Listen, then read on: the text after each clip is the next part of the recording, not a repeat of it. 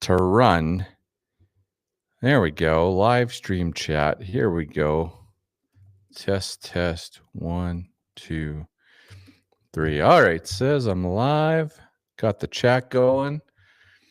Thanks for coming and hanging out here on your Thursday night.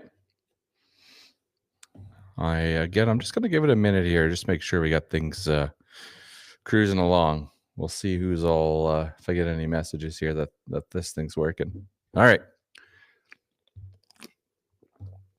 So I go from no live streams to now, is this what, live stream number 3 or something this week? I won't do too many at 9 p.m. at night, Mountain. I'll tell you that. But we had to pause. What are we watching here on TV? Last of Us on HBO. We had to pause that so I could jump out here and announce who's going to win some tickets here to game number 2 of the Oilers versus Panthers playoffs. Of course, got lucky here and got our hands on some extra tickets. All right, I am in the UPL studio this evening, and this playoff ticket extravaganza, I don't know what to call it per se, but it is brought to you by the What the Futures podcast. It's brought to you by the Lunchbox crew. Also, RyanDenis.ca. Let's throw that in the mix. And finally, the Crop Marketing Made Cool Conference, which is going to be in Moose Jaw, December 9th to 11th, later this year. And you can save yourself here. We got playoff fever. Save yourself $97 by going and using the code McDavid97. Again, head over to RyanDenis.ca. You can apply to the conference. We've got, let's see here, Susan Stroud with Noble Eggs coming up from the U.S. to do a presentation. We've got Sarah Cachet from Trigger Grain. We've got Kyle Sinclair from Producer Profit. Ryan Copperthorne from Cows in Control. And the list goes on and on. All right. So check that out, RyanDenis.ca. Now, from a crop marketing perspective here, of course, the podcast is a crop marketing one. So let's just double check here what our markets are doing this evening. I saw maybe again, I have to have Trent Claren back on here, but a little bit of a technical signal here in canola, maybe signifying a little bit more strength to come. Again, I'm not fancy on this stuff. Looks like canola's up $3 to $4 here this evening. But yeah, you kind of pair that with the conditions, the growing conditions across the prairies, and I guess it wouldn't surprise many of us to see a little bump here in canola futures. All right, Yvonne's messaging me. It's working on YouTube. All right, 3 minutes in, we're cruising. Other than that, wheat markets are up a little bit tonight here as well.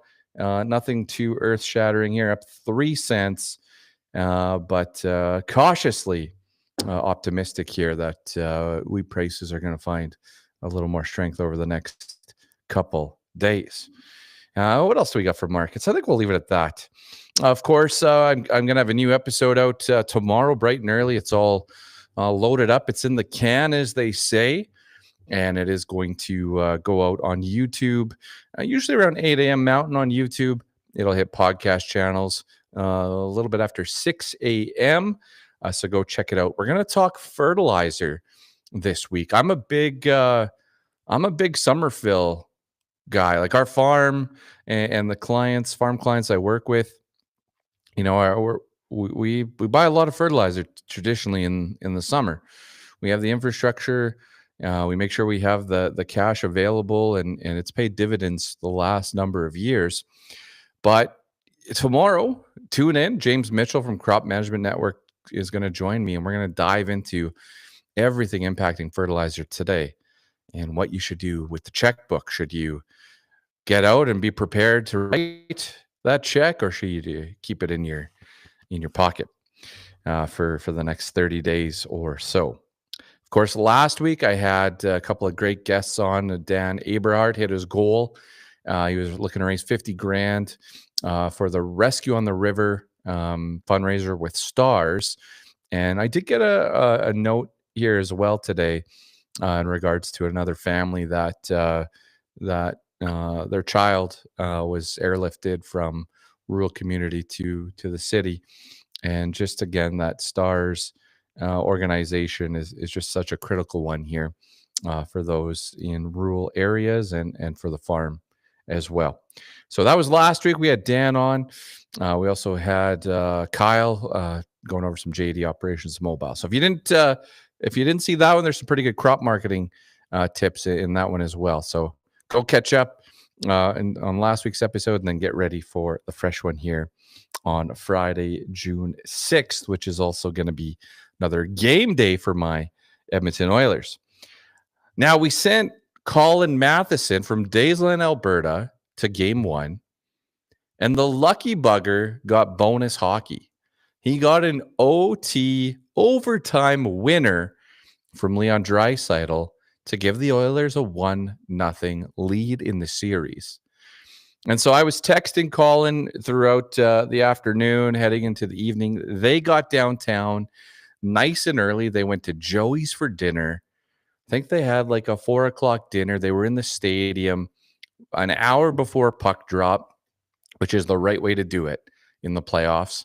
They had a great time. I got a message from him at like 1 a.m. saying, hey, thanks a bunch. Had a great time. Took my dad, and it was nice to spend some one-on-one time. With Father's Day right around the corner, I thought that was pretty cool. So good on you, Colin. A great game for you to attend, and yeah, a lot of fun watching that one at home as well. I know it was a little tense at times, but Edmonton has not won or has not been up in the Stanley Cup Finals, so has not led the series in 35 years. So I guess the last time I was like 4 years old, when that happened. I'm turning 40 here in just a couple of weeks, so there we go. All right, let's keep moving on here. So we got that game one again. Great for Colin. That was awesome to pull that off. And then all of a sudden, by chance, I saw a Snapchat from Braden from Zielinski Farms looking to get rid of tickets for game two.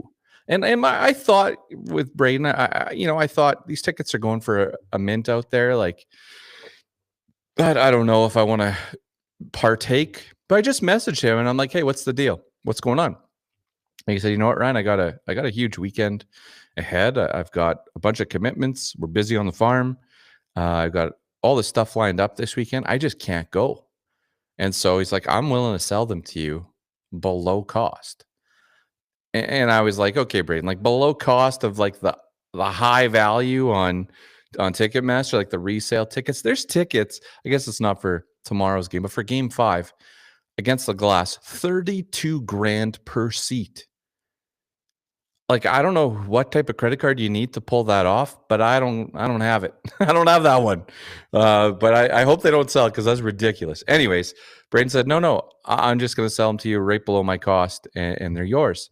Lower bowl tickets. I think it's like section 134, row 26, like Oilers attack twice. Beautiful seats. And I said, let's do it. I'll take them off your hands and let's run this back one more time with the What the Futures podcast and pick a winner here to go to game number 2. If I do too many live streams, I'm going to have to get a beer sponsor. And so this one, this is Old Yale out of Beaumont, recommended by my buddy John Kaufman. And I see the boys, the group chat's fired up tonight. They're looking at tickets to go to the game in Florida for if there's a game 6. And I tell you, the ticket prices they're tossing on the group chat here, yeah, quite reasonable. Not $32,000 a ticket like it would be in Edmonton. All right, so put the email out, put the call out, and I would say we got less response on the second one for a Friday night game. Kind of surprised me a little bit, but we did ask, what's a smart move that you made here for crop marketing over this last year, or what have you learned from the What the Futures podcast? And I'm not going to read all the emails that we got, because we got, 40 some great emails with all sorts of examples. I'm just going to pick off a couple of highlights. There's a couple of themes here, and I thought they were that they were noteworthy. All right. And then once we get through that, I'll let you know who won tickets for game 2. So, patience. Patience came up. Patience and confidence, both those words came up quite a bit in the emails. And if you think about it, it makes sense. If you were patient, if you had confidence, then you wrote out the nasty headlines, the nasty drops in these markets. The Sunday, the Monday when we saw that fire sale of people dumping canola at $11 or $11.50 or 12, whatever it was. These farms didn't do that, and they said that the one thing that really stood out was the repeated, or the theme of a small crop in 2024, the canola crop being small for the Canadian prairies in 2024, and how that was brought up many times on the What the Futures podcast from myself, from guests like Kyle Sinclair of Producer Profit, Chuck Penner of Left Field Commodity Research. There's more that brought that up as well, but that was a pretty cool one because, as we all know, the canola market went to $15.50 and $16, and that's a big difference, huge difference. Oh, there we go. I got a happy birthday, Ryan. Cool. Thank you very much. I thought that one was really, really special. I want to highlight that one right off the hop. From there, when it came to wheat, the farms, the messaging was moving wheat early. The marketing, the smart move of the year was getting that wheat sold and moved off nice and early and out of the bins and the money in the bank. And so I started, digging into some of these, and, there were opportunities again this time last year. If you were forward contracting, again, remember that the crop was just looking great and phenomenal and just coming along. Selling that wheat, some of those contracts were $9, $9.25, $9.50. Phenomenal prices. And so, yeah, huge wins on that one. And then in wheat, we hung around all year just to get back to, because futures eroded. So just to get back to these 8s, 850s, 875s. We've seen this throughout the entire year for the most part. And some people waited a long time to sell wheat at the same price that was offered even back in like December. Don't forget the price of wheat off combine. I remember getting the message from G3 to say, hey, we're at $6.40 a bushel or $6.29 or something like that. You need to sell your wheat. No, our strength, or our big win from last year, was also being aggressive on wheat sales again 12 months ago and moving that wheat, a pile of wheat off combine. You guys remember that story?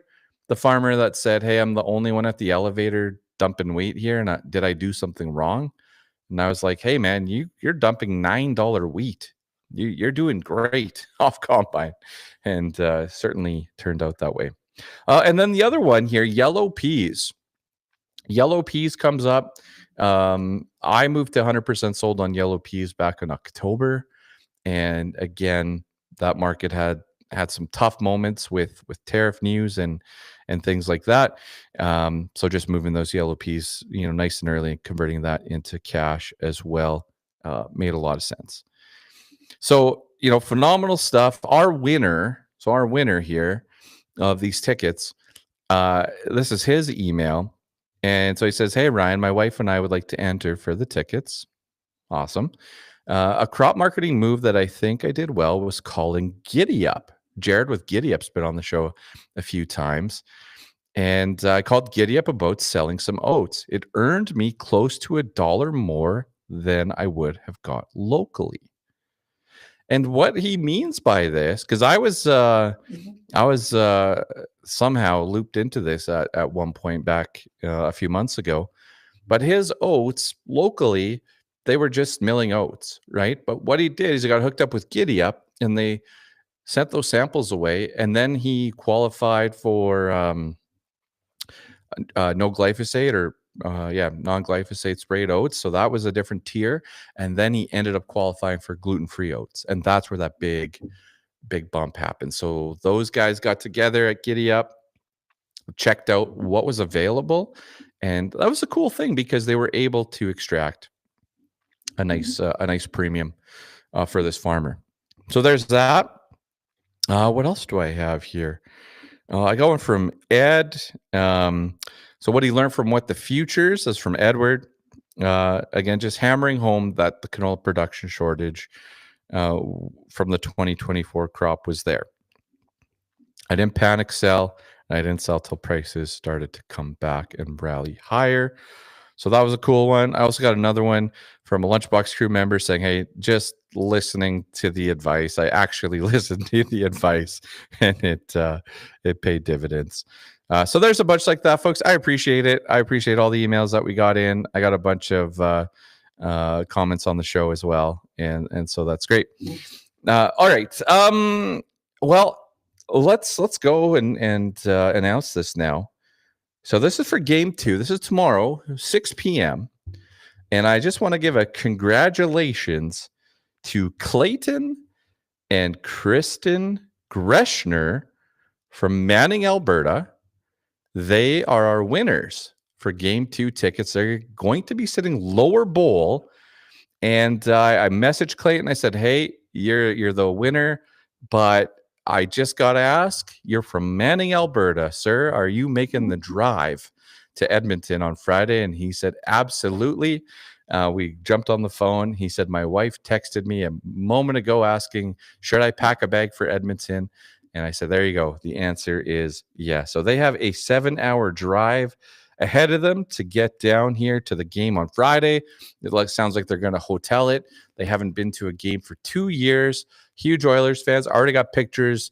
Kristen in her, I don't know if it's an Ekholm jersey or an Eberle jersey. I think she's going vintage on that one with Eberle. I'd have to double check. But I think I saw number 14. So they're geared up and making plans. They were getting the babysitter organized. I think grandma was coming in to do some babysitting. And then they also got an alert, a wildfire alert on their phone. Again, we feel for everybody in the northern parts of the prairies going through another season of wildfires. And they got that alert. Looks like they're, in the clear here at this moment. But yeah, a little bit tense there as well. So congratulations, Clayton and Kristen. Have a safe drive. Keep us in the loop on your journey. Clayton promised plenty of pictures, tried to get him on the show, but he's hustling to get some work done. And so we'll see. Maybe we'll try again tomorrow or the next day to get a word in here from Clayton. Thanks for everybody for participating. I don't want to promise anything yet, but we're cooking. We're cooking on something for game 5. All right. Again, if there's a game 5, no promises. But the chef's in the kitchen, and we're doing a little cooking here to see what we can come up with and see if we can do this one more time. All right, folks, have a great rest of your evening. It is Positive Friday tomorrow. Check out the podcast. Again, YouTube around 8 a.m. Mountain podcast channels. You should see it bright and early around 6. And for the What the Futures podcast, my name is Ryan, and I'm out.